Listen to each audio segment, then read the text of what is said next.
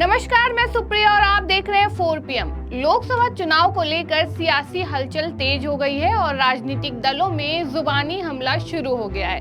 इसी बीच महाराष्ट्र की सियासत में हलचल बढ़ गई है। शिवसेना यूबीटी नेता संजय राउत के बयान से महाराष्ट्र की सियासत 7वें आसमान पर पहुंच गई है। बता दें कि उद्धव गुट के सांसद संजय राउत ने भारतीय जनता पार्टी पर बड़ा आरोप लगाया और संजय राउत ने ईवीएम को लेकर भी कई सवाल उठाए हैं। बता दें कि ईवीएम को लेकर संजय राउत ने कहा कि हम ईवीएम को लोकतंत्र नहीं मानते, इसमें हमको पता नहीं चलता कि हमने किसको वोट दिया है। वहीं बैलेट पेपर में हमको पता रहता है कि हमने किसे वोट दिया है। इससे पहले भी हमने कहा था कि बैलेट पेपर से चुनाव हो, लेकिन बीजेपी हमारी बात नहीं सुनती। वहीं कई बड़े देशों में बैलेट पेपर से चुनाव होते हैं। शिवसेना यूबीटी नेता संजय राउत ने बीजेपी पर तंज कसते हुए कहा कि बीजेपी एक बार बैलेट पेपर से चुनाव करने की हिम्मत तो दिखाए। बीजेपी को ईवीएम से इतना प्यार क्यों है? क्या कोई घोटाला है या ईवीएम के माध्यम से बीजेपी कोई घोटाला करना चाहती है?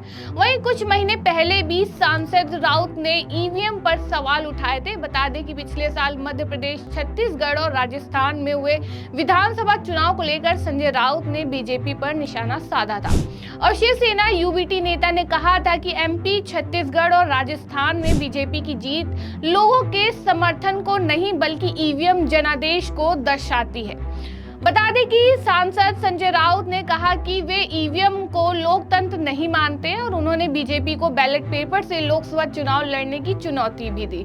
संजय राउत ने कहा कि ईवीएम से वोट करने पर हमें नहीं पता चलता कि हमने वोट किसे दिया है। बैलेट पेपर में हमें पता चलता था कि हमने वोट किसे दिया है। ईवीएम के प्रदर्शन से लोगों में ये भ्रम है कि वे जिसे वोट देंगे वह वोट बीजेपी को जाता है। हमने कहा था कि बैलेट पेपर से चुनाव होना चाहिए, लेकिन चुनाव आयुक्त और बीजेपी ने हमारी बात नहीं सुनी। बीजेपी को चाहिए कम से कम बैलेट पेपर से चुनाव कराने का साहस दिखाए। पूरी दुनिया से ईवीएम को हटा दिया गया है। रूस, अमेरिका, यूरोप और बांग्लादेश में ईवीएम का इस्तेमाल नहीं होता। बीजेपी को ईवीएम से इतना प्यार क्यों है? अगर सुप्रीम कोर्ट वीवीपैट पर फैसला लेगी तो पूरा देश इसका स्वागत करेगा। कैसे पैसा जमा किया जाता है और वो चुनाव में लाया जाता है, वैसे ही इस देश की जनता का, वोटर्स का, लोकतंत्र में अगर निवडणूक की जो एक सिस्टम है उसके ऊपर विश्वास नहीं होगा, जो ईवीएम है, तो उसे हम लोकतंत्र नहीं मानते। अगर ये लोग नहीं जानते कि मैंने किसके ऊपर वोट दिया है और किसको वोट गया है, जब बैलेट पेपर थे तो हम उसके ऊपर जो ठप्पा मारते थे, सिक्का मारते थे, तो हमें दिखता था कि मैंने फलाना सिंबल के ऊपर हमने ये सिक्का मारा है। लेकिन ईवीएम में अब तक का जो नतीजा सामने आया है या डेमोन्स्ट्रेशन जो लोगों ने दिखाया है और लोगों के मन में जो भ्रम है, आप किसी को भी वोट दो, जाएगा तो कमल को ही। हाँ, बीजेपी के लोग तो प्रचार करते हैं आप किसी को भी वोट दो, जाएगा तो कमल को ही। तो पूरे देश की जनता के मन में एक भय है कि क्या हम चाहते हैं कि परिवर्तन करें, लेकिन हम परिवर्तन करने के लिए जो वोट देंगे वो जिसको हमने बटन दबाया है उसको जाएगा। इसीलिए वीवीपैट, हमने तो कहा था कि बैलेट पेपर पर चुनाव करिए, लेकिन इलेक्शन कमीशन, मोदी, शाह जी की भारतीय जनता पार्टी और सरकार सुनने को तैयार नहीं, क्योंकि ईवीएम सेट है, सबको मालूम है। तो वीवीपैट का हमने एक पर्याय दिया था और ईवीएम के खिलाफ देश भर के वकीलों ने आंदोलन किया। तुम्हाला वाटतं भाजपला फटका बसेल जर असा निर्णय झाला तर? ईवीएम हटी, दुर्घटना घटी।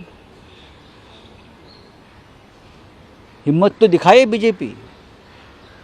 अगर लोकतंत्र है, लोग नहीं चाहते, पूरे विश्व से ईवीएम हट गई है, पूरे विश्व से। ना रशिया में है, ना यूरोप में है, ना अमेरिका में है, ना अफ्रीका में है। आखिरी देश था बांग्लादेश, वहाँ से भी हट गई है। तो भारतीय जनता पार्टी को ईवीएम से इतना प्यार क्यों है, ये बताइए। क्योंकि कुछ गड़बड़ है, घोटाला है और गोलमाल है। वंचित बहुजन आघाडीच्या विरोधात आता तो हम ये कहेंगे कि सुप्रीम कोर्ट अगर फैसला लेता है वीवीपैट के बारे में तो पूरा देश इस ऐतिहासिक फैसले का स्वागत करे।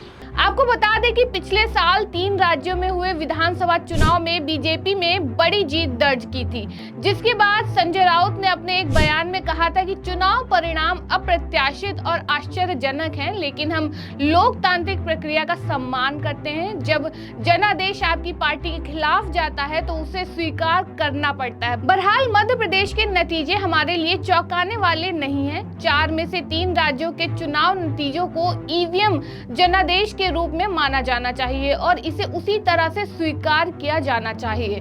वहीं एक बार फिर से संजय राउत ने यही बयान दोहराया था और उन्होंने भारतीय जनता पार्टी को चैलेंज करते हुए कहा था कि मैं बीजेपी को मत पत्र से चुनाव कराने की चुनौती देता हूं और इसके बाद हम परिणाम देखेंगे।